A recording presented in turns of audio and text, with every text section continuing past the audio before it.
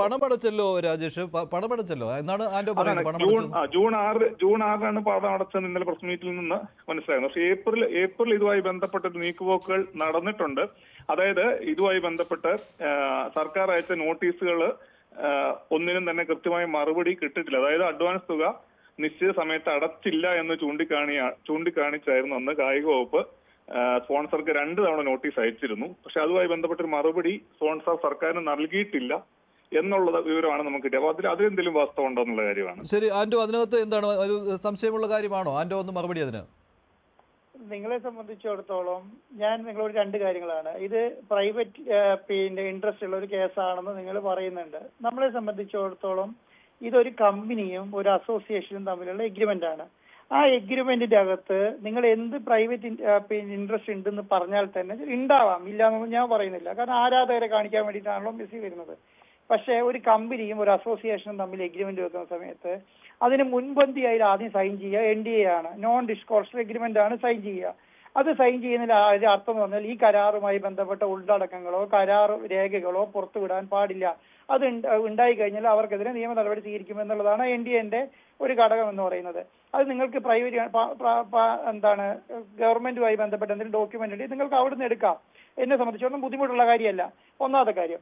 രണ്ടാമത്തെ കാര്യം എന്ന് പറയുന്നത് നിങ്ങൾ ഈ എഗ്രിമെന്റിന്റെ നോട്ടീസിന്റെ കാര്യമാണ്. നമ്മളെ സംബന്ധിച്ചിടത്തോളം കരാറിലെ വ്യവസ്ഥകൾ എന്താണോ അത് ഫുൾഫില്ല് ചെയ്യുക മാത്രമേ നമ്മളെ സംബന്ധിച്ചോളം ചെയ്യേണ്ട കാര്യമുള്ളൂ. കരാറിലെ വ്യവസ്ഥകൾ എന്താണ്? ആ കരാറിലെ വ്യവസ്ഥകളെല്ലാം ഫുൾഫില്ല് ചെയ്തിട്ടുണ്ട്. ആ കരാറിലെ വ്യവസ്ഥകളിലെല്ലാം നമ്മൾ കൃത്യമായ ക്ലാരിറ്റിയോടുകൂടി എല്ലാവർക്കും മറുപടി കൊടുത്തിട്ടുണ്ട്. അത് സ്റ്റേറ്റ് ഗവൺമെന്റിന് മാത്രമല്ല സെൻട്രൽ ഗവൺമെന്റിന് നമ്മൾ കൊടുത്തിട്ടുണ്ട്. അപ്പം ആ സെൻട്രൽ ഗവൺമെന്റ് ആണ് RBIനോട് പറയുന്നത് നിങ്ങളിതാ ഈ ഡോക്യുമെന്റുകളെല്ലാം കിട്ടിയിട്ടുണ്ട്. ആ ഡോക്യുമെന്റ് കിട്ടിയ പ്രകാരം RBIനോട് പണം അയക്കാനുള്ള സൗകര്യങ്ങൾ ചെയ്തു കൊടുക്കണം എന്ന് പറയുന്നത് സെൻട്രൽ ഗവൺമെന്റ് ആണ്. അപ്പൊ ആ ഡോക്യുമെന്റുകൾ മുഴുവൻ എന്തൊക്കെ ഡോക്യുമെന്റുകളാണോ ആ ഡോക്യുമെന്റുകൾ മുഴുവൻ ബാങ്കിൽ കൊടുത്തതിന് ശേഷമാണ് പണം അയക്കുന്നത്. അല്ലാതെ ഒരു സുപ്രഭാതത്തിൽ നിങ്ങൾ ഈ പറഞ്ഞ പോലത്തെ കരാർ തെറ്റിയ കരാറിനൊന്നും ഇന്ത്യയിൽ നിന്ന് പണം അയക്കാൻ കഴിയില്ല. അപ്പം ഈ ജൂൺ 6 തീയതിയോടുകൂടി അതിനുശേഷം നിങ്ങൾ മനസ്സിലാക്കേണ്ട കാര്യം അതാണ്. പണം കിട്ടിയതിന് ശേഷം അർജന്റീന ഒഫീഷ്യലായിട്ട് ഗവൺമെന്റിനെയും ഞങ്ങളെ അറിയിച്ചിട്ടുണ്ട്. എന്ത്? ഞങ്ങൾക്ക് പണം കിട്ടി, ഞങ്ങൾ നെക്സ്റ്റ് സ്റ്റെപ്പിലേക്ക് പോവുകയാണ്, നെക്സ്റ്റ് സ്റ്റെപ്പ് നിങ്ങളെ ഉടനെ അറിയിക്കാം എന്ന് പറയുകയാണ്. പണം കിട്ടിയതിന് മന്ത്രി മിനിസ്റ്റർ തയ്യാറാകുന്നില്ലല്ലോ. മിനിസ്റ്റർ പറഞ്ഞല്ലോ, മിനിസ്റ്റർ മിനിങ്ങാത്ത പത്രസമ്മേളനത്തിൽ പറഞ്ഞല്ലോ ഓൾറെഡി അവിടെ ഒഫീഷ്യലായിട്ട് പണം കിട്ടിയെന്നും ആ പണം കിട്ടിയതിന് ശേഷമല്ല അദ്ദേഹം ഒഫീഷ്യലായിട്ട് തന്നെ അനൗൺസ് ചെയ്തല്ലോ. റിപ്പോർട്ടർ TV പണം അയച്ചു എന്നും താങ്ക്സ് ടു റിപ്പോർട്ടർ TV എന്നും മെസ്സി വരി വിട്ടോ എന്ന് പറഞ്ഞാൽ അദ്ദേഹം പോസ്റ്റ് ഇട്ടു. എങ്ങനെയാണ് ആ പോസ്റ്റ് വരുന്നത്? അവരെ ഒഫീഷ്യൽ കൺഫർമേഷൻ കിട്ടിയതിന് ശേഷമാണ് പണം കിട്ടിയെന്നും പൈസ കിട്ടി എന്നുള്ളത് കാര്യത്തിൽ ഉറപ്പ്. അതായത് അന്നാണ് അയാൾ പറയുന്ന ഒരു എഗ്രിമെന്റിന്റെ ഞാൻ പറയുന്നത് ഇത് സിമ്പിൾ. എന്നെ സംബന്ധിച്ച് ഇത്രയേ ഉള്ളൂ. Agreement versus Argentina football association എന്താണോ എഗ്രിമെന്റ് ആ എഗ്രിമെന്റുമായി ബന്ധപ്പെട്ട കാര്യങ്ങൾ അർജന്റീന ഫുട്ബോൾ അസോസിയേഷൻ ഫുൾഫിൽ ചെയ്യണം എന്നുള്ളതേ ഉള്ളൂ എന്റെ ആവശ്യം. ഇനി എന്റെ ആവശ്യത്തിന് അവർ എന്റെ എഗ്രിമെന്റ് ഫുൾഫിൽ ചെയ്യുന്നില്ലേ എന്നുണ്ടെങ്കിൽ എന്നെ സംബന്ധിച്ചിടത്തോളം വേറെ ഒരു ഓപ്ഷനും ഇല്ല. അവരെ സംബന്ധിച്ചിടത്തോളം ആ പൈസ തിരിച്ചു വാങ്ങാനുള്ള കാരണം എന്നെ സംബന്ധിച്ചിടത്തോളം ഈ സ്പെഷ്യൽ വിൻഡോ എന്തെങ്കിലും അനൗൺസ് ചെയ്യണം. ഫിഫ അനൗൺസ് ചെയ്യണം. സ്പെഷ്യൽ വിൻഡോ അങ്ങനെ അനൗൺസ് ചെയ്യുമോ എന്നുള്ള കാര്യം എനിക്ക് അറിയില്ല. പക്ഷെ ഞാൻ നാളെ മറ്റന്നാൾ ഒരു മീറ്റിംഗ് എടുക്കുന്നുണ്ട്. ഫിഫയുടെ ഒഫീഷ്യൽ ആൾക്കാരുമായിട്ട് ഞാൻ ഒരു മീറ്റിംഗ് എടുക്കുന്നുണ്ട്. ഞാൻ നാളെ വിദേശത്ത് പോകുന്നുണ്ട്. ഞാൻ പോയിട്ട് ഒരു ഒന്ന് രണ്ട് പ്രധാനപ്പെട്ട ടെക്നിക്കൽ കാര്യങ്ങളെ 1-2 കാര്യങ്ങൾ കൂടി ചോദിച്ചോട്ടെ. അതായത് സാധാരണഗതിയിൽ ഇപ്പൊ ഇത് ഫിഫയുടെ കലണ്ടറിൽ വരുന്ന മത്സരമാണല്ലോ. സ്വാഭാവികമായിട്ട് ഒരു സൗഹൃദ മത്സരം. ഇത് ഒരു എക്സിബിഷൻ മാച്ചല്ല, സൗഹൃദ മത്സരം ആയതുകൊണ്ട് സ്വാഭാവികമായിട്ടും ഫിഫയുടെ കലണ്ടറിൽ ഇത് മെൻഷൻ ചെയ്യേണ്ടതാണ്. ഇപ്പൊ നിലവിൽ സെപ്റ്റംബറിൽ ഇക്വഡോറും വേൾഡ് കപ്പ് ക്വാളിഫയിങ് ആയിട്ട് ഇക്വഡോറും അതുപോലെ തന്നെ വെനസ്വേലയുമായിട്ടാണ് അർജന്റീനയ്ക്ക് മാച്ചസ് ഉള്ളത്. ഒക്ടോബറിലേക്ക് വന്നു കഴിഞ്ഞാൽ ഗ്ലോബൽ ടൈംസ്, അത് അർജന്റീനയിലെ ഫുട്ബോൾ അസോസിയേഷനിലെ ഒരു വക്താവ് അല്ലെങ്കിൽ അവിടുത്തെ വക്താവിനെ ഉദ്ധരിച്ചുകൊണ്ട് അല്ലെങ്കിൽ അവിടുത്തെ ഒരു അംഗത്തെ ഉദ്ധരിച്ചുകൊണ്ട് ഗ്ലോബൽ ടൈംസ്, നമ്മൾ സാധാരണഗതിയിൽ ചൈനയുമായി ബന്ധപ്പെട്ട പ്രധാനപ്പെട്ടത് നമ്മൾ സമീപിക്കാറുള്ള അല്ലെങ്കിൽ നമ്മൾ ആശ്രയിക്കാറുള്ള ഒരു മാധ്യമമാണ് ഗ്ലോബൽ ടൈംസ്. ഗ്ലോബൽ ടൈംസിൽ അർജന്റീന ഫുട്ബോൾ അസോസിയേഷനിലെ വക്താവിനെ ഉദ്ധരിച്ചുകൊണ്ട് ഈ ജൂൺ ഫസ്റ്റ് വീക്കിൽ പറഞ്ഞിട്ടുണ്ട്. ഈ പറഞ്ഞ പോലെ ചൈന, അതായത് അവര് ചൈനയിൽ 2 മത്സരങ്ങൾ കളിക്കുന്നു. ഒന്നും ചൈനയായിട്ട്, അടുത്തത് either Japan or south Korea എന്ന് പറയുന്നുണ്ട്. അവരുടെ കലണ്ടറിൽ അത് ഉടനെ തന്നെ വരുമെന്നും അദ്ദേഹം പറയുന്നുണ്ട്. ചൈന ഗ്ലോബൽ ടൈംസിന്റെ സാറിന് കാണാൻ പറ്റും. ഗ്ലോബൽ ടൈംസിന്റെ റിപ്പോർട്ട് അല്ല അത് മനസ്സിലായി സാർ. അത് എവിടെ കളിക്കുമെന്ന് പറയുന്നുണ്ടോ? ചൈനയിൽ കളിക്കുമെന്ന് പറയുന്നുണ്ട്. ചൈനയിൽ കളിക്കുന്നു. ചൈന ഒഫീഷ്യലി ഗവൺമെന്റ് അനൗൺസ് ചെയ്തിട്ടുണ്ട്.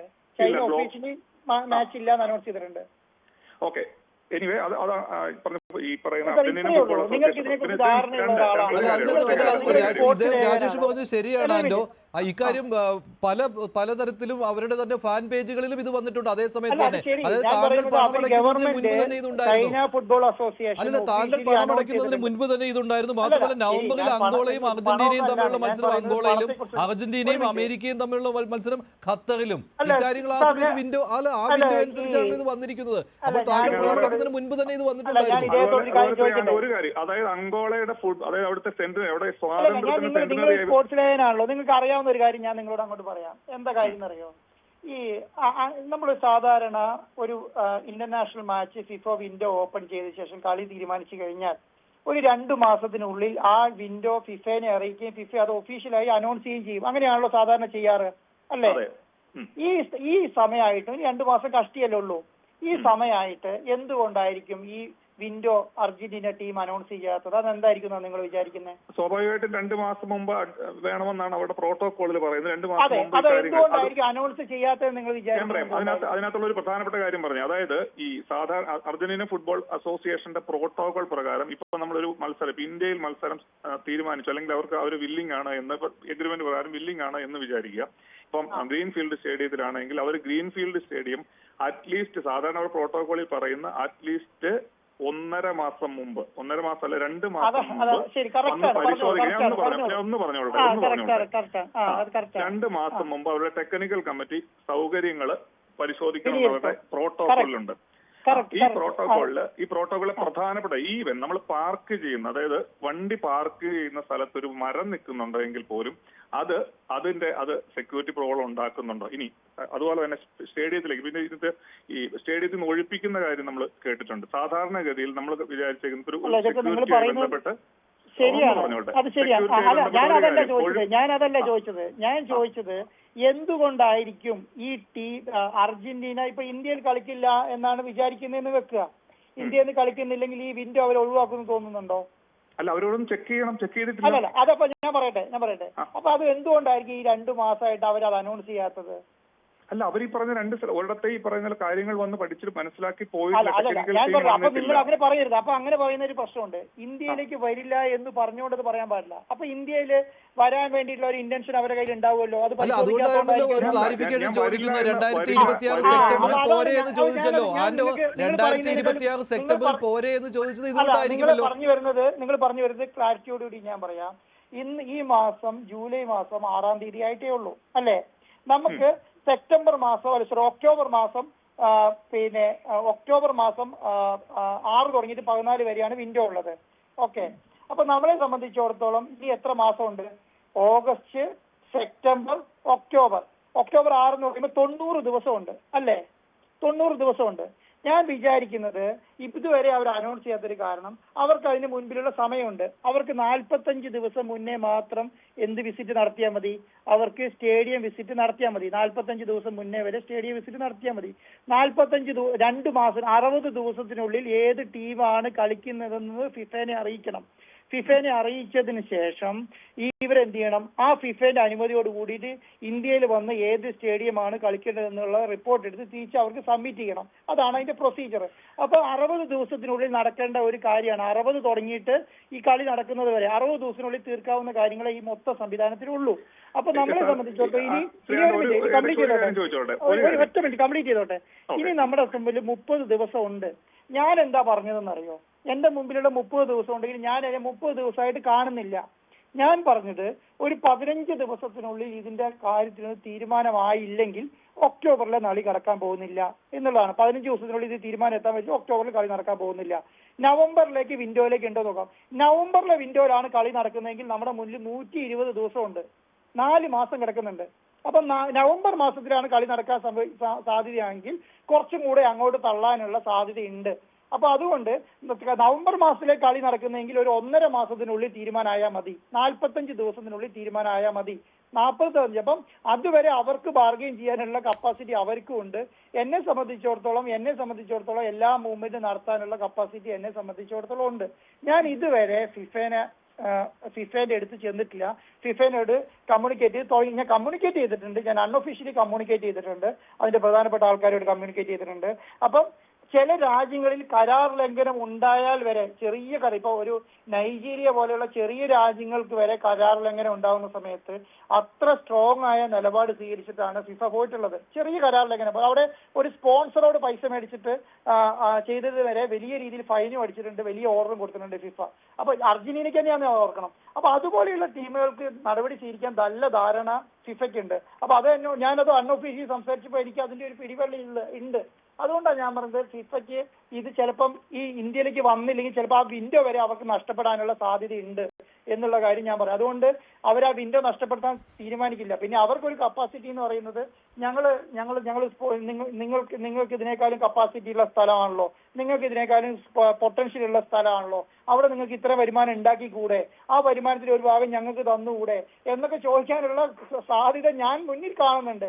അതെന്ന് പറയുന്നത് എന്തല്ല, അതൊരിക്കലും ഒരു എഗ്രിമെന്റ് ബേസ്ഡ് അല്ല എന്നുള്ളതുകൊണ്ടാണ്. ശരി രാജേഷ്, അതിനകത്ത് ഇപ്പോൾ പക്ഷേ പൈപ്പ് ലൈനിലുള്ളത് ഈ 2 സ്ഥലങ്ങളിലെയും മത്സരങ്ങളാണ് എന്ന കാര്യത്തിൽ സംശയമില്ലല്ലോ. കാരണം താങ്കൾ നേരത്തെ പറഞ്ഞതുപോലെ അർജന്റീന ഒഫീഷ്യലിനെ തന്നെ കോട്ട് ചെയ്തുകൊണ്ട് ചൈന അതിനുള്ള തയ്യാറെടുപ്പുകൾ നടത്തുന്നുണ്ട് എന്ന രീതിയിലാണല്ലോ അല്ലെ. ചൈനയിലെ 2 ഫ്രണ്ടിലെയും അതുപോലെ തന്നെ അങ്കോളയിലെയും അതുപോലെ ഖത്തറിലെയും. രാജേഷ് അക്കാര്യത്തിൽ ക്ലാരിറ്റി വരുത്തുക, ഒക്ടോബറിലെയും നവംബറിലെയും ഫ്രണ്ട്ലിയുടെ കാര്യത്തിൽ. ഞാൻ പറയാം, അത് ഈ പറഞ്ഞ ഒഫീഷ്യല് പറഞ്ഞതനുസരിച്ച് നമുക്കത് മുഖവിലേക്ക് ഈ പറഞ്ഞ ആൻഡോ പറയുന്നത് പോലെ നമ്മളത് മുഖവിലേക്ക് എടുക്കുന്നില്ല എന്ന് വിചാരിച്ചു. അതായത് ഒഫീഷ്യലായിട്ട് കൺഫർമേഷൻ വരാത്തടത്തോളം കാലം നമ്മൾ എടുക്കുന്നില്ല എന്ന് വെച്ചാൽ അപ്പോഴും പ്രശ്നം ടെക്നിക്കലി ആണെന്നാണ് ഞാൻ മനസ്സിലാക്കുന്നത്. ഇപ്പം ശ്രീ ആൻഡോ പറയുന്നുണ്ടായിരുന്നു ഫിഫയായിട്ട് ഇതുവരെ കമ്മ്യൂണിക്കേഷൻ നടത്തിയിട്ടില്ല എന്ന് പറഞ്ഞു. ഇതൊരു ഫ്രണ്ട്ലി മാച്ച്, ഫിഫ കലണ്ടറിൽ വരുന്ന ഒരു ഫ്രണ്ട്ലി മാച്ചാണ്. അപ്പോൾ സ്വാഭാവികമായിട്ടും ഇതിന്റെ ട്രാക്ക് ഞാൻ മനസ്സിലാക്കുന്നത് ഇപ്പൊ കായിക മന്ത്രാലയത്തിന്റെ അല്ലെങ്കിൽ റിസർവ് ബാങ്കിന്റെ അനുമതി ഇത് വാങ്ങിച്ചിട്ടുണ്ട്, ഇതൊക്കെ പറയുന്നു. നമുക്ക് ഇത് പോകേണ്ട ഓൾ ഇന്ത്യ ഫുട്ബോൾ ഫെഡറേഷൻ ഇപ്പൊ നിലവിൽ ഒരു ഭരണ സംവിധാനമില്ല എങ്കിൽ പോലും അവരൊരു ഡെപ്യൂട്ടി സെക്രട്ടറി ജനറൽ എന്ന് പറയുന്ന ഒരാളുണ്ട്. നമ്മൾ അനുമതി വാങ്ങിയിട്ടുണ്ട് കേട്ടോ, നിങ്ങളൊന്നും ഇല്ലാന്ന് പറയണ്ട. നമ്മൾ ഇന്നലെ പറഞ്ഞു വാർത്താ സമ്മേളനത്തിൽ അത് കായിക വകുപ്പല്ലേ മേടിക്കേണ്ട, കേന്ദ്ര സർക്കാർ മേടിച്ചിട്ടുണ്ട്. കായിക വകുപ്പാണ് മേടിച്ചിരിക്കുന്നതെന്ന് മാത്രമേ ഉള്ളൂ, ഞാനല്ല മേടിക്കേണ്ടത്. കാരണം എനിക്ക് ഒഫീഷ്യലി ഞാനല്ല മൂവ് ചെയ്തത്, സ്പോർട്സ് മിനിസ്ട്രിയാണ് മൂവ് ചെയ്തിട്ടുള്ളത്. സ്പോർട്സ് മിനിസ്ട്രി മൂവ് ചെയ്യുകയും അതിന്റെ പെർമിഷൻ വാങ്ങുകയും ചെയ്തിട്ടുണ്ട്. അവരോട് ഡിസ്കഷൻ വരെ നടത്തിയിട്ടുണ്ട് കേട്ടോ, ഇല്ലാന്നൊന്നും പറയണ്ട. എന്നോട് ചോദിച്ച ചോദ്യം നിങ്ങൾ പിന്നെ സെൻട്രൽ സ്പോർട്സ് മിനിസ്റ്ററുടെ അനുമതി മേടിച്ചിരുന്നോ എന്ന് ചോദിച്ചപ്പോൾ ഞാനല്ല മേടിക്കേണ്ടത്, അത് കേരള സ്പോർട്സ് മിനിസ്ട്രിയാണ് മേടിക്കേണ്ടത്. കേരള സ്പോർട്സ് മിനിസ്ട്രി സെൻട്രൽ ഗവൺമെന്റിന്റെ സ്പോർട്സ് മിനിസ്ട്രിയെ പെർമിഷൻ മേടിച്ചിട്ടുണ്ട്. അത് മാത്രം എനിക്ക് തോന്നുന്നു Kerala sports minister central sports മിനിസ്റ്ററെ കണ്ട് സംസാരിക്കുകയും ചെയ്തിട്ടുള്ള ഈ കാര്യം. അതനുസരിച്ചിട്ടാണ് കാര്യങ്ങൾ മുഴുവൻ നീങ്ങിയിട്ടുള്ളതാണ് എന്റെ അറിവ്.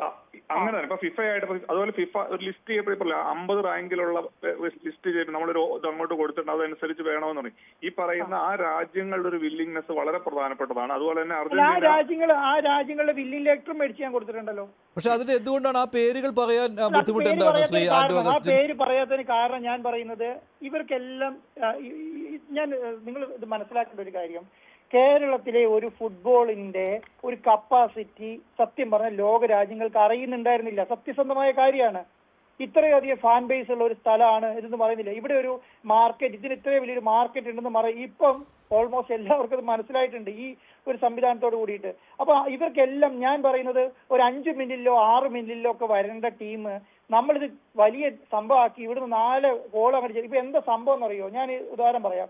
ഇപ്പൊ അർജന്റീന വരാം എന്ന് തീരുമാനിക്കുമ്പോ അർജന്റീനയ്ക്ക് പക്ഷേ അവിടെയൊക്കെ ഇപ്പോൾ ഈ പറയുന്ന ഒക്ടോബറിലും നവംബറിലും പൈപ്പ് ലൈനിലുള്ള സംഭവങ്ങളിൽ അവിടെ ടീമുകളെ കൃത്യമായിട്ട് പറഞ്ഞു കഴിഞ്ഞു ഇതിനകം തന്നെ. ചൈനയുണ്ട്, ജപ്പാൻ അല്ലെങ്കിൽ കൊറിയയുണ്ട്, ഇപ്പോഴത്തെ അങ്കോളയുണ്ട്, USA ഉണ്ട് ഇപ്പോൾ ഖത്തറിൽ നടക്കുന്ന മത്സരത്തിന്. അപ്പോൾ അങ്ങനെ ഒരു ടീം താങ്കൾ പറയുന്നു 5 രാജ്യങ്ങളുടെ പേര് കൊടുത്തിട്ടുണ്ട് എന്ന്. അത് പക്ഷേ പറയുവാൻ പറ്റാത്ത എന്തുകൊണ്ടാണ്? ഒരു മിനിറ്റ്, എന്നെ സംബന്ധിച്ചിടത്തോളം നിങ്ങൾ ഈ പറഞ്ഞ ഒരു പ്രശ്നങ്ങളും ഇല്ല. എന്നെ സംബന്ധിച്ചോളം AFAന്റെ ഡിസിഷൻ വന്നു കഴിഞ്ഞാൽ ബാക്കി എല്ലാം സ്മൂത്ത് ആണ്. AFAന്റെ ഡിസിഷൻ വന്നു കഴിഞ്ഞാൽ മതി. അല്ലാതെ നിങ്ങൾ ഈ പറയുന്ന ഒരു അവിടെ പ്രശ്നം ഫിഫ ഒരു ഘടകമായത് കൊണ്ട് തന്നെ ഇപ്പൊ 45 ദിവസം മതി ഇവർക്ക് കാര്യങ്ങളൊക്കെ ഇവിടെ റെഡിയാക്കാനെന്ന് അങ്ങ് പറയുന്നു. അപ്പൊ സ്വാഭാവികമായിട്ടും ഈ സെപ്റ്റംബർ 7 വരെയോ മറ്റോ ആണ് ഈ പറയുന്ന കേസ് അവിടെ ക്രിക്കറ്റ് ലീഗ് നടക്കുന്നത്. അതിനുശേഷം ഈ സാധാരണഗതിയിൽ ഒരു ഫിഫ ഒരു വെന്യൂ സെലക്ട് ചെയ്യും. ഇപ്പൊ പുതിയതായിട്ട് രാജ്യത്ത് പുതിയതൊരു വെന്യൂ സെലക്ട് ചെയ്യുന്നതിന് അതിന്റെ കൃത്യമായ പ്രോട്ടോകോളും മാനദണ്ഡങ്ങളും അതിനെക്കുറിച്ചിട്ട് ഞാൻ പറയേണ്ട കാര്യമില്ല. അതിനെക്കുറിച്ചിട്ട് സ്റ്റേറ്റ് ഗവൺമെന്റിന് കറക്റ്റുള്ള ധാരണ ഉണ്ട് എന്നുള്ളതാണ് എന്റെ അറിവ്. ശരി ശരി. പക്ഷേ ഇതിലൊരു സംശയം ആന്റോ, ഞാൻ നിർത്തുകയാണ്, സമയം കഴിഞ്ഞു. അതുകൊണ്ടാണ് എന്തായാലും ഇത്രയും കാര്യങ്ങൾ വിശദീകരിച്ചു തന്നതിന് നന്ദിയുണ്ട്. പക്ഷേ എന്തായാലും പല സംശയങ്ങളും ഇനിയും ബാക്കിയാണ്. വരും ദിവസങ്ങളിൽ അതുകൂടി അറിയേണ്ടതുണ്ട്. ഞാൻ അവസാനിപ്പിക്കുകയാണ്. അതുകൊണ്ടാണ് ആന്റോ വീണ്ടും നമുക്ക് സംസാരിക്കാം. മഞ്ജുഷേ, ഒരു സെക്കൻഡ്, ഒരു മിനിറ്റ് കാര്യങ്ങൾ പറഞ്ഞ് അവസാനിക്കാം. നിങ്ങൾ ഈ മെസ്സി വരുന്നതിന് വേണ്ടിയിട്ട് എന്തൊക്കെ ചെയ്യാൻ പറ്റുമോ അത് നിങ്ങൾ ചെയ്യൂ. വരുന്നില്ല എന്ന് പറയാൻ ഒരു ബുദ്ധിമുട്ടുമില്ല. എന്നെ സംബന്ധിച്ചിടത്തോളം ബുദ്ധിമുട്ടില്ല വരുന്നില്ല എന്ന് പറയുന്നതിന്. പിന്നെ പണം നഷ്ടപ്പെട്ടതുമായി ബന്ധപ്പെട്ട എന്തെങ്കിലും പ്രശ്നമുണ്ടായി ഞാൻ നോക്കിക്കോളാം. എന്നെ സംബന്ധിച്ച് പ്രശ്നമില്ല. വരുന്നില്ല എന്ന് പറയാൻ വേണ്ടിയിട്ട് നിങ്ങൾ ആദ്യം ഞാൻ വരുന്നില്ല ഞാൻ തന്നെ പറയാം. എനിക്കൊരു 15-20 ദിവസം കൊണ്ട് എനിക്ക് തന്നെ ക്ലാരിറ്റി കിട്ടും വരുമോ ഇല്ലയോ എന്നുള്ള കാര്യം. വയലേഷൻ വരികയാണ്. വയലേഷൻ വാക്കാണ് നമ്മൾ കോട്ട് ചെയ്ത്. ഈ വർഷം മെസ്സി വരില്ല എന്ന് മിനിസ്റ്ററുടെ വാക്കാണ് നമ്മൾ മാധ്യമങ്ങളിൽ പറഞ്ഞിട്ടില്ലാന്ന്. മിനിസ്റ്റർ എന്താ പറഞ്ഞെന്നറിയോ? മിനിസ്റ്റർ പറഞ്ഞത് അവര് 2026 സെപ്റ്റംബറിലേക്ക് വേണ്ടി എഗ്ഗിന് ഒരു മെയിൽ അയച്ചിട്ടുണ്ട്. 2026 സെപ്റ്റംബർ എന്നോട് ചോദിച്ചു 2026 സെപ്റ്റംബറിൽ നിങ്ങൾ എഗ്രി ചെയ്യുന്നുണ്ടോ ചോദിച്ചപ്പോൾ ഞാൻ പറഞ്ഞു എനിക്ക് 2026 സെപ്റ്റംബർ എഗ്രി ചെയ്യാൻ കഴിയില്ല. അതിന് കാരണം എന്താണ്? ഞാൻ 25 എഗ്രിമെന്റ് വെച്ചിട്ടാണ് പണം അയച്ചിട്ടുള്ളത്. ഇന്ത്യയിലെ ലോ പ്രകാരം വലിയ പ്രശ്നമാവും. നമ്മൾ വേറൊരു എഗ്രിമെന്റ് പൈസ അയച്ചു. ശരി ശരി, നന്ദി നന്ദി ആന്റോ അഗസ്റ്റിൻ ഇത്രയും കാര്യങ്ങൾ പറഞ്ഞതിന്. CK രാജേഷ് കുമാർ നന്ദി ഇത്രയും കാര്യങ്ങൾ ചോദിച്ചതിനും കൂടുതൽ കാര്യങ്ങൾ വിശദീകരിച്ചതിനും. എന്തായാലും ഇക്കാര്യത്തിൽ സംശയങ്ങൾ നിലനിൽക്കുകയാണ്. വരും ദിവസങ്ങളിൽ ഈ വിഷയം ചർച്ച ചെയ്യേണ്ടി വരും. മന്ത്രി കൃത്യമായിട്ട് ഇക്കാര്യത്തിൽ ഒരു വ്യക്തത തരിക, അതാണ് ഇനി അടുത്ത സ്റ്റെപ്പ് എന്ന് പറയുന്നത്. News desk